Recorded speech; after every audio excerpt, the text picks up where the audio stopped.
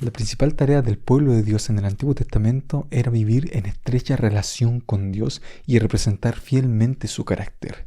Dios también proveyó un santuario en el cual mostró todo el plan de salvación paso a paso para que los seres humanos, su pueblo, pudiesen comprender cómo Él actuaba a través de la historia. Dios nos quiere salvar a cada uno de nosotros y el tabernáculo nos muestra el camino. Es un símbolo o una sombra de las verdades celestiales y es lo que vamos a estar estudiando más en profundidad en esta lección.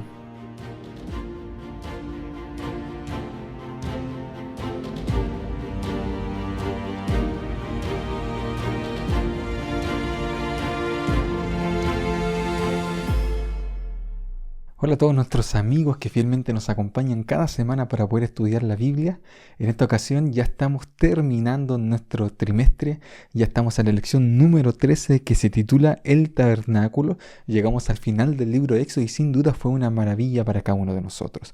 Ver cómo el Señor guió y cuidó de su pueblo a través de la historia, es decir, cómo lo rescató de Egipto, cómo hizo milagros, cómo lo guió en el desierto, cómo les proveyó el alimento a través del maná, cómo también les dio agua en medio del desierto, cómo les entregó su ley, proclamó su ley a pesar de que su pueblo fue infiel con él, también estuvo dispuesto a perdonarlos y mostrarles más de su carácter, que fue lo que estuvimos viendo la semana pasada.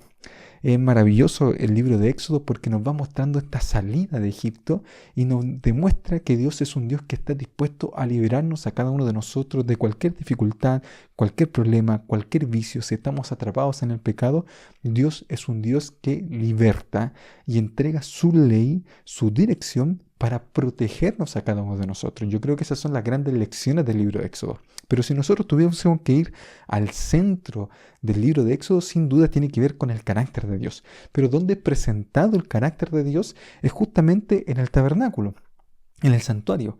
Y con esta lección estamos finalizando el libro de Éxodo porque de alguna manera quiere dejarnos claro que el santuario es una cosa importante. Es decir, es un símbolo de las verdades celestiales, del santuario celestial, donde Jesús ministra por nosotros para poder salvarnos a cada uno de nosotros. Entonces acá nosotros tenemos toda la maravilla de la explicación de la salvación en el tabernáculo.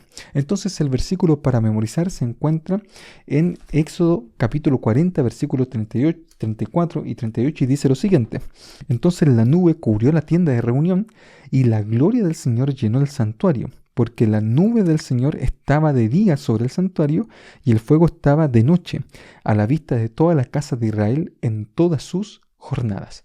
Y como siempre, antes de poder comenzar con el repaso de esta lección, vamos a tener una palabra de oración.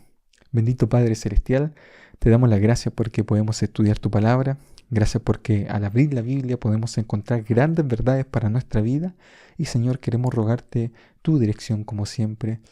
Que si hay alguien en este momento que no la ha estado pasando muy bien, te ruego que tu Santo Espíritu pueda actuar en su vida, que pueda responder esas oraciones que muchas veces hacemos en solitario, esas oraciones que están guardadas en nuestra mente y corazón que solamente tú conoces. Señor, por favor, provee lo necesario, ayuda en ese momento de dificultad porque confiamos en un Dios que actúa en medio de la historia de este mundo. Gracias te damos, Señor, porque tú respondes esta oración en el nombre de Jesús. Amén. Muy bien, queridos amigos, estamos hablando entonces del tabernáculo y la lección de escuela sabática nos comienza hablando acerca de un punto importante, es decir, la lección pasada se terminó entregando la ley, se terminó entregando las tablas de la ley a Moisés y en el capítulo 35 nosotros vamos a ver que se repasa uno de los 10 mandamientos y aquí la importancia de ese mandamiento que se repite, que es el día sábado. Y dice lo siguiente en el Éxodo capítulo 35, versículo 1 en adelante. Moisés convocó a toda la congregación de los hijos de Israel y les dijo, estas son las cosas que Jehová ha mandado que se hagan. Entonces, dentro de todas las cosas que Jehová ha mandado que se hagan, no se olviden de esto que sí o sí tienen que recordarlo. 6 días se trabajará, pero el día séptimo os será santo, día de descanso para Jehová. Cualquiera que haga en él algún trabajo morirá. No encenderéis fuego en ninguna de vuestras casas en sábado. Entonces nosotros tenemos que comprender lo que nos está diciendo acá, ¿ya? Y por qué se está recalcando el mandamiento del sábado, ¿ya? Si bien los 10 mandamientos completos son importantes porque reflejan el carácter de Dios, o los primeros 4, el amor a Dios, y los otros 6, el amor a la humanidad, el sábado es como el corazón de la ley, es el centro de la ley porque es su sello, porque nos demuestra un Dios que es creador, nos demuestra, cierto, que Él gobierna los cielos y la tierra, y nos demuestra, cierto, que también tiene dominio sobre nosotros, porque Él nos creó a cada uno de nosotros, por lo tanto es su sello de garantía, ya que deja al ser humano y por lo tanto también nos invita a participar de ese descanso semanal para que podamos recuperar fuerzas y tener un encuentro con Él. Entonces el sábado en sí implica una bendición para el ser humano. Desde el Génesis, Dios dejó el sábado, lo santificó, es decir, lo apartó. Es un día común como cualquier otro, tiene las mismas 24 horas, tiene exactamente el mismo tiempo, el sol sale por el mismo lado y se esconde por el mismo lugar, ¿ya? Pero la diferencia es que está bendecido, es decir, está lleno de la presencia del Señor y por lo tanto es un día de milagros para poder tener un encuentro con Jesucristo, ¿ya? Tanto es así que el día que más hizo milagros Jesucristo fue en el día sábado, porque es un día de restauración, es un día de liberación, es un día en el cual todos somos iguales. Recordemos que el mandamiento dice que tu siervo, que tu sierva, que trabajan en tu hogar, que tu animal, todos como iguales, como seres humanos y como criaturas de Dios, todos tenemos el derecho a descansar en el día sábado porque somos criaturas de Dios, todos nosotros. ¿Ya? Por lo tanto, ahí viene la importancia. ¿Y por qué la pena de muerte? ¿Ya? Y no cocináis en el día sábado, por el trabajo que implicaba hacer el proceso de cocción, de juntar la leña, de prender el fuego, de que se demoraba, ¿cierto? Era un trabajo y no había que perder tiempo en aquello, sino concentrarse en lo que era la adoración al Señor. Aquello involucraba bastante tiempo, mucho tiempo, y la pena de muerte era para dejar claro al pueblo de Israel que Dios va en serio, es decir, Dios quiere bendecirnos en serio, Dios quiere cuidarnos en serio, y también transmitir que quebrantar algunos de sus mandamientos es justamente pecado y por lo tanto el pecado merece la muerte y por eso Adán y Eva fueron expulsados, porque uno dirá, bueno, por comer una simple fruta, ¿no? Se van a ir y se van a perder el paraíso, se van a perder el Edén.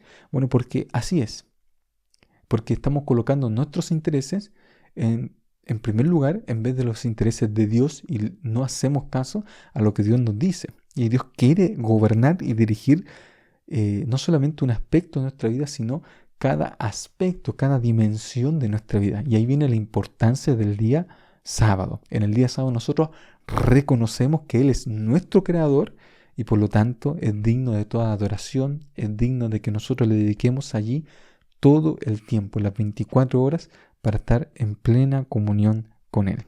Y eso es lo que quería resaltar el Señor. Por eso están ahí todos los mandamientos, pero Dios solamente repite el día sábado. Moisés lo dice al pueblo y le dice, este es el sábado, porque si la adoración se trata de relacionarse con Dios, el sábado es el mandamiento ideal para poder relacionarse con el Señor. Después de aquello, después de ver todas las dimensiones del día sábado y que el sábado transmite en sí un mensaje, la lección de escuela sabática deja otro mensaje que tiene que ver con el Mesías, con un anunciamiento de que iba a venir el Mesías y iba a reinar, ¿cierto? Él es el juez de todas las cosas y otras cosas más. ¿Ya? La lección también nos habla acerca de las ofrendas que se van a pedir para poder construir el tabernáculo, porque el foco es el tabernáculo. Entonces, Moisés pide a toda la congregación y dice lo siguiente, así habló Moisés a toda la congregación, estoy leyendo el versículo 4, capítulo 35, de los hijos de Israel, esto es lo que Jehová ha mandado, tomad de entre vosotros una ofrenda para Jehová, todo generoso de corazón lo traerá a Jehová, oro, plata, bronce, azul, púrpura, carmesí, y da toda una lista. Entonces dice el versículo 10 lo siguiente, todo sabio de corazón de entre vosotros vendrá y hará todas las cosas que Jehová ha mandado. Y comienza a decir qué cosas se tenía que hacer. Entonces, ¿a quién impulsa su corazón? Dice el versículo bíblico. Miren lo que dice el versículo 20. Entonces salió toda la congregación de los hijos de Israel de delante de Moisés, y todo aquel en quien su corazón impulsó, y todo aquel quien su espíritu le dio voluntad, trajo una ofrenda a Jehová para la obra del tabernáculo de reunión, para toda su obra, para las sagradas también vestiduras. Y fue tal el corazón generoso del pueblo que nos dice lo siguiente en el versículo más adelante, versículo 4 del capítulo 36. tanto que todos los maestros que hacían la obra del santuario dejaron el trabajo que cada uno hacía y fueron a decirle a Moisés: el pueblo trae mucho más de lo que se necesita para la obra que Jehová ha mandado que se haga. Entonces Moisés mandó pregonar por el campamento: ningún hombre ni mujer haga más labores para la ofrenda del santuario. Entonces el pueblo estaba dispuesto a dar, así como habían dado para la construcción de un becerro. Ahora, cierto, estaban dando todo para la construcción del santuario porque Dios lo estaba pidiendo. El pueblo tenía una voluntad de hacer lo que Dios les ordenara. Y así como Dios les proveyó cuando ellos salieron de Egipto, los egipcios le dieron la paga de todo el trabajo que habían realizado, entonces ellos proveyeron todo el oro, toda la plata, todos los utensilios para la construcción del santuario y estaban dando mucho más porque realmente ellos querían de manera sincera hacer la voluntad de Dios. Esto es maravilloso, ¿ya?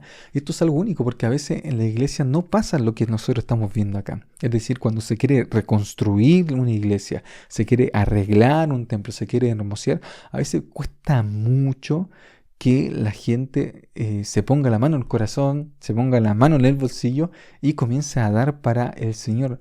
Recordemos que tanto el templo de hoy en día es la casa de Dios, es decir, se hace para poder hacer su voluntad, para poder invocar su nombre, para poder glorificar su nombre y escuchar su palabra. Entonces, una de las características del buen cristiano es que es dadivoso con aquello que el Señor le entrega. Nosotros somos solamente administradores de lo que Dios nos da. Es decir, Dios nos entregó la vida, Dios nos entrega salud, Dios nos da trabajo porque Él nos provee la fuerza, porque Él nos da todo en la vida y por lo tanto nosotros debiésemos retribuirle ya con ofrendas generosas que sirvan para el avance de su obra, que sirvan para construir el templo, que sirvan para las misiones en el extranjero, que sirvan, ¿cierto?, para los siervos que se dedican de manera completa también a la labor del Evangelio, que sirvan para proveer materiales para la predicación del Evangelio y que puedan ayudar a las personas más necesitadas. Necesitamos gente que realmente se ponga la mano en el corazón, en el bolsillo y pueda entregar como lo hizo el pueblo de Israel. Lamentablemente vivimos en tiempos ya de mucho egoísmo. Vivimos en tiempos más prósperos, es decir, vivimos mejor que antes, mejor que en el pasado, pero a la vez también nos cuesta dar para la obra porque hay una desconfianza en el modo en que se utiliza la obra y obviamente hay otros hechos también, pero en realidad, cierto, nos pasa que gastamos en nosotros mismos, en nuestros proyectos, en nuestros planes, en lo que nosotros queremos, pero no invertimos en las cosas de Dios. Y apenas si es que le devolvemos lo que a Él le pertenece, que es el diezmo. Pero las ofrendas también son importantes porque demuestran qué tan agradecidos estamos nosotros de lo que Dios nos da y nos entrega a cada uno. Por lo tanto, debiésemos ofrendar de manera sistemática en la medida en que nosotros nos sintamos agradecidos con todo lo que el Señor nos entrega. Y yo te pregunto a ti, ¿acaso Dios no te ha dado mucho? ¿Acaso Dios no ha respondido oraciones? ¿Acaso Dios no ha hecho milagros en tu vida? Entonces, ¿por qué a veces nos cuesta tanto darle al Señor y entregar para su causa, para su obra? Es porque es difícil. Es porque a veces nos cuesta confiar en el Señor. A veces nos cuesta, y también hay desconfianza en cuanto, ¿cierto?, a cómo se utilizan los recursos, ya lo mencioné. Pero es verdad todo esto, ¿no? Los escándalos que uno a veces ve en la televisión con respecto al enriquecimiento de los líderes de la iglesia, con respecto a las ofrendas que reciben, al mal uso de aquellas cosas, claro, también hay una desconfianza, pero recordemos que nosotros entregamos al Señor las cosas, entregamos para su obra. ¿Ya? Entregamos a Él, confiamos en que se pueda administrar bien, pero si no llegase a ser así, Dios es el que mira, Dios es el que juzga, Dios es el que ve los corazones y Dios también es que hará justicia y tenemos que estar tranquilos y dejar todo en las manos del Señor. Muy bien, entonces nosotros vemos cómo el pueblo le entrega todo al Señor para la construcción de su templo, para la construcción de su tabernáculo. Y una vez que está construido, bueno, también enfocaba la lección el Espíritu de Dios, pero ya hablamos en otra lección acerca de Besaleel, de Aholiab, enfatizamos, ¿no?, de que ellos fueron llamados por Dios y se les habilitó con el Santo Espíritu para poder hacer la obra. Ellos ya eran artesanos, ya el Señor los eligió para poder hacer una obra y por lo tanto todos somos parte de la obra del Señor. No importa a lo que tú te dediques, somos llamados por Dios para glorificarlo a Él en el área o en la esfera en la cual nosotros nos manejamos. Y eso es lo importante. Entonces el tabernáculo fue construido. Y el tabernáculo tiene dos objetivos, dos grandes objetivos. El tabernáculo muestra el plan de salvación. Pero habían ofrendas diarias. ¿Ya? Se iba a establecer las ofrendas diarias, el ministerio diario. De hecho, había un sacrificio por la mañana, un sacrificio también por la tarde, que era un holocausto que se quemaba de manera completa, que de alguna manera representaba la gracia de Dios y la consagración del pueblo de Dios, que es constante. Es decir, cualquiera que pecaba, miraba el santuario, miraba el animal que se estaba quemando, miraba el sacrificio y podía alcanzar salvación, podía alcanzar perdón. Si no llevaba su animal, ahí se recordaba y había también gracia para él.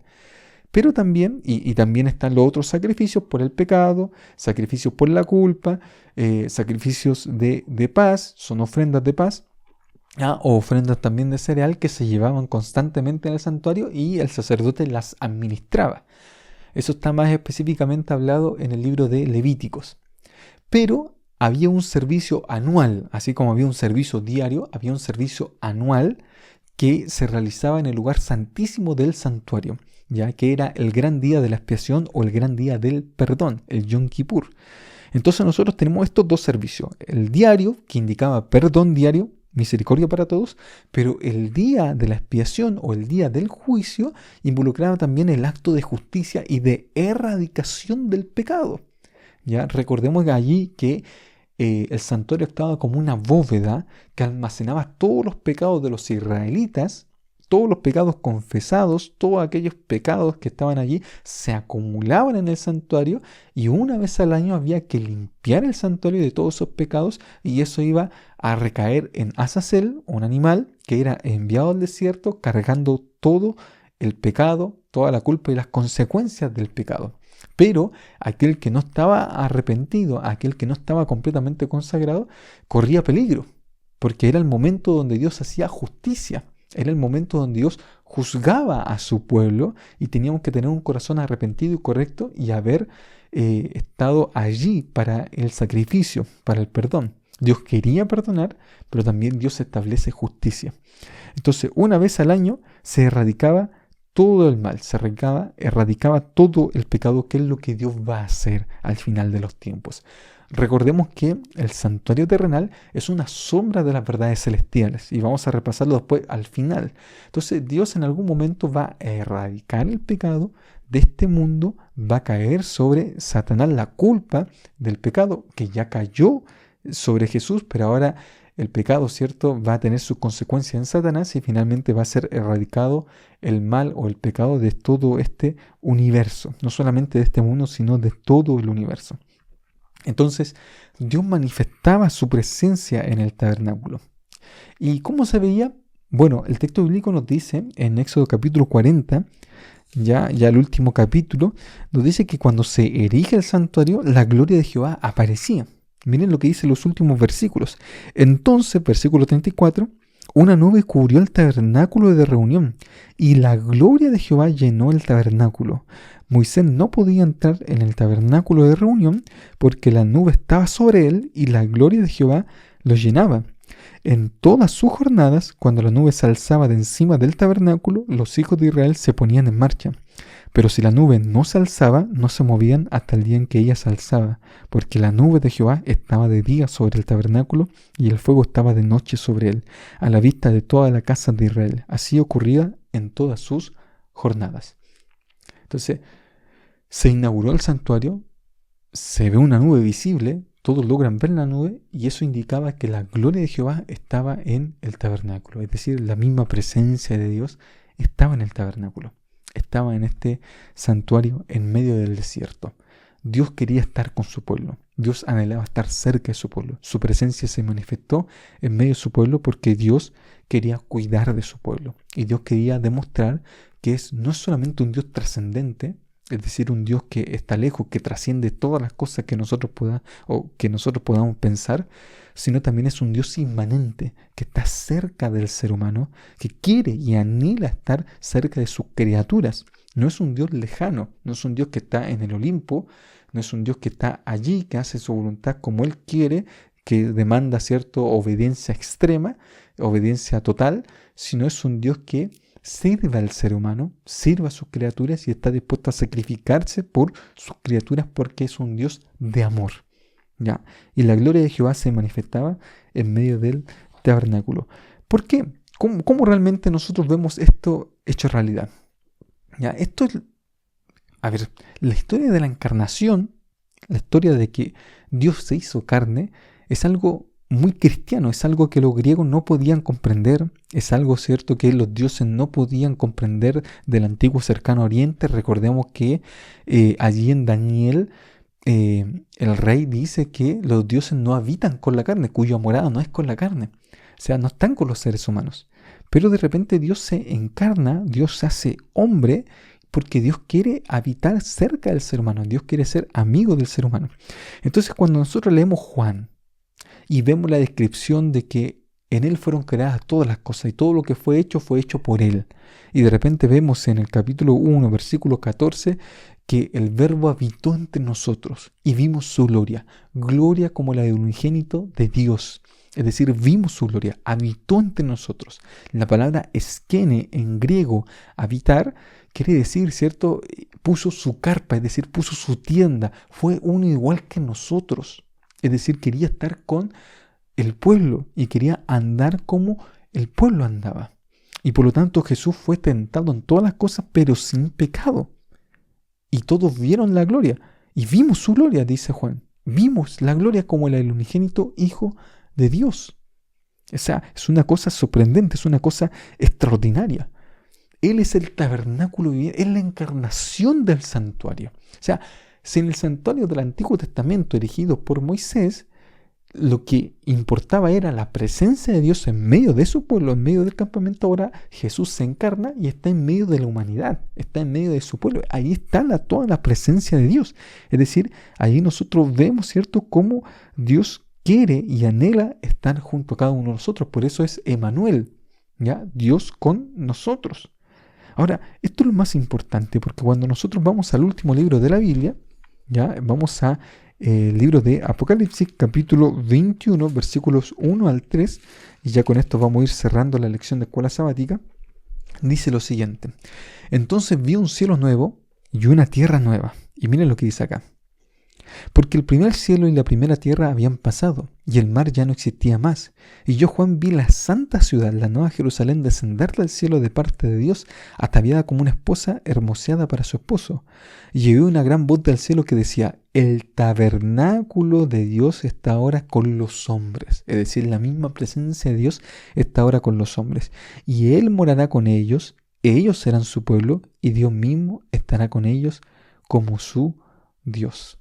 Y ahí viene después lo que dice el Señor, ¿no? De que ya no habrá más llanto, ni dolor, ni muerte, porque las primeras cosas pasaron. Aquí todas son hechas nuevas. Pero es Dios queriendo habitar con el ser humano nuevamente. Imagínense el privilegio de este mundo, de la tierra, que va a tener, ¿cierto? Va a tener la presencia de Dios en este mundo. Es decir, desde este mundo va a regir todo el universo creado. Todo lo que Dios creó en todo el universo va a estar acá. Va a ser el lugar, cierto, central de Dios. Va a ser una cosa impresionante, va a ser una cosa extraordinaria. O sea, no podemos imaginar lo bueno que va a ser Dios cuando esté acá junto a cada uno de nosotros.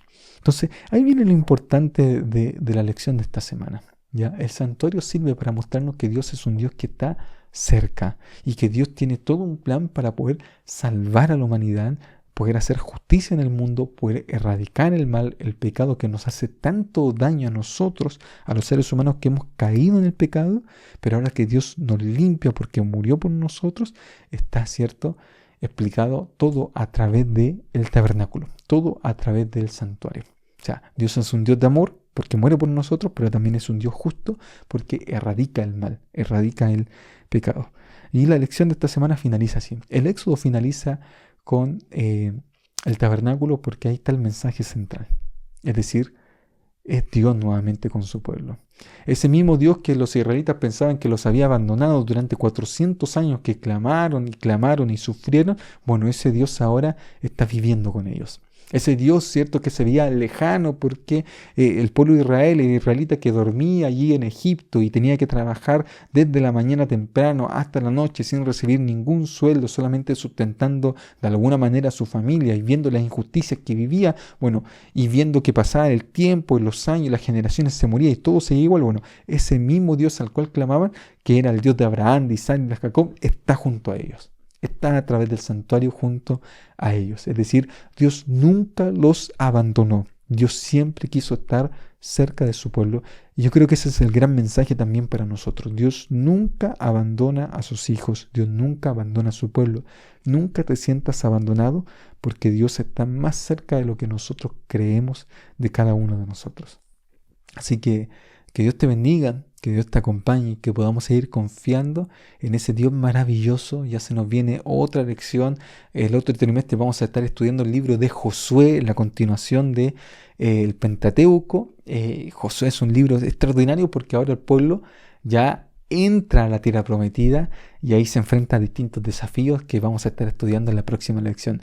Querido amigo, querida amiga que me estás escuchando, Dios te bendiga, un fuerte abrazo, nos estamos viendo la próxima semana para poder estudiar una nueva lección y poder seguir estudiando juntos la palabra del Señor. Dios te bendiga, un abrazo grande.